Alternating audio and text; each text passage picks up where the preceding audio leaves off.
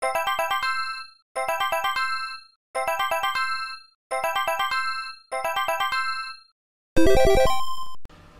what's up everybody? It's your boy David coming at you with another episode of the Free Play Mode Quick Hit for a special Halloween edition, October 31st, 2015. And I have with me none other than the owner, founder, CEO, and whatever other EO and title that you want to affix to his name, Mr. Dinesh Shogeki. What's going on, Dinesh? Hey, what's going on, David Aaron? It's good to hear from you. It's good to hear from you too, brother. So what I want to bring up on this quick hit is a rather simple and straightforward topic. And as many of you out there know, Microsoft is coming with their backwards compatibility for the Xbox 360 on Xbox One. And that's going to be launching on November the 12th. So the question I put to you, Danae, is what do you feel about this? Where do you think this will put Microsoft going into the holiday season? I believe that this will definitely put Microsoft at an advantage. It's also, I would say it's very good for sales in certain aspects because I happened to overlook, I think I was reading the statistics of Sony sales versus the Xbox, and it seems as though the Sony is leading majorly. It's up there. It's at the point. I think it's his name, Phil Spencer, right? Yeah, Phil Spencer pretty much said that they have no hope of catching Sony, exactly. So they're not even going to focus on that at this point. Exactly. And don't get me wrong. I'm multi-platform. I'm not, a fanboy as they say or whatever the case may be. I'm not a fan of any console. I'm a fan of good gaming. I want a good gaming experience. I don't care what console it's on. But when it comes to as far as Xbox being I just feel as though this right here would definitely be like a good step ahead for Xbox. I do. I honestly do. I think this will be a very good step for Xbox to, at least try to grasp that crowd, or at least have more people veer towards their way in terms of okay, well, this console does this, that, and the other, so hey, why not? I also think that it's going to be a good step in Microsoft's direction because it's going to kind of a shot at those Xbox 360 people who are still clinging to the Xbox 360 that don't want to come over to the next generation just yet. And it's like, look, hey, you don't have to give up your library that you spent 10 plus years building right now. You can actually play these games on the Xbox One. Right.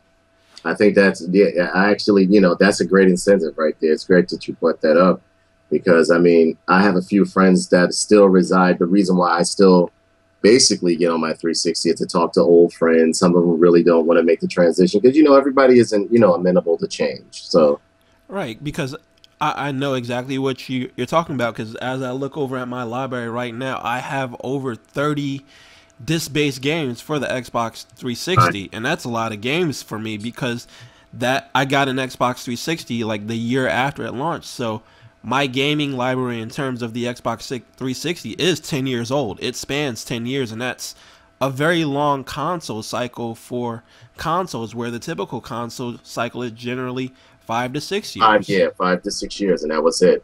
Well, you also have to understand that, the 360 was still in that era when games were you saw a lot of cookie cutter games being pushed out and forced down our throat, but you still had games that were just rare and creative. So it's very hard because for instance, I still love to go back to my 360 and play certain games like Asura's Wrath, Splatterhouse, and those odd gems that not many people enjoyed, but something that you definitely would not be on this generation's console, like a good, in what I would call what they consider now an indie game. Another thing that I want to bring up is the Xbox 360 and the PlayStation 3. Those were the first true HD generation of consoles. So you're absolutely right. It's not like it was the PlayStation 2 and the original Xbox where you have by today's standards, you have muddy looking graphics and everything. those games on the Xbox 360 and PlayStation 3, since they're the first true HD generation of console gaming, the games still hold up graphically. They still look good. Yeah, they do. They do. I definitely agree with you. I mean, like there's some good content on still left on the 360. I mean, like, you know, there were some great gaming experiences I had on there. I mean, and it's just that, as you said before, well, as we said before, like not many people. Pardon. I'm sorry. Let me mute my phone. I'm sorry. Damn, got people hollering at you.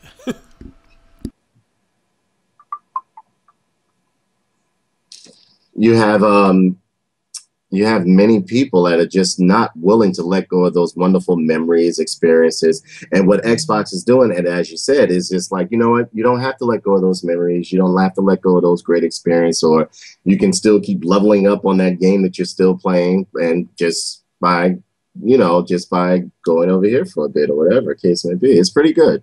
Plus, another thing that Microsoft is doing that I fully appreciate is that if you're a member of Games with Gold, I know you are, you get the 2 Xbox 360 games and the 2 Xbox One games every month. Right.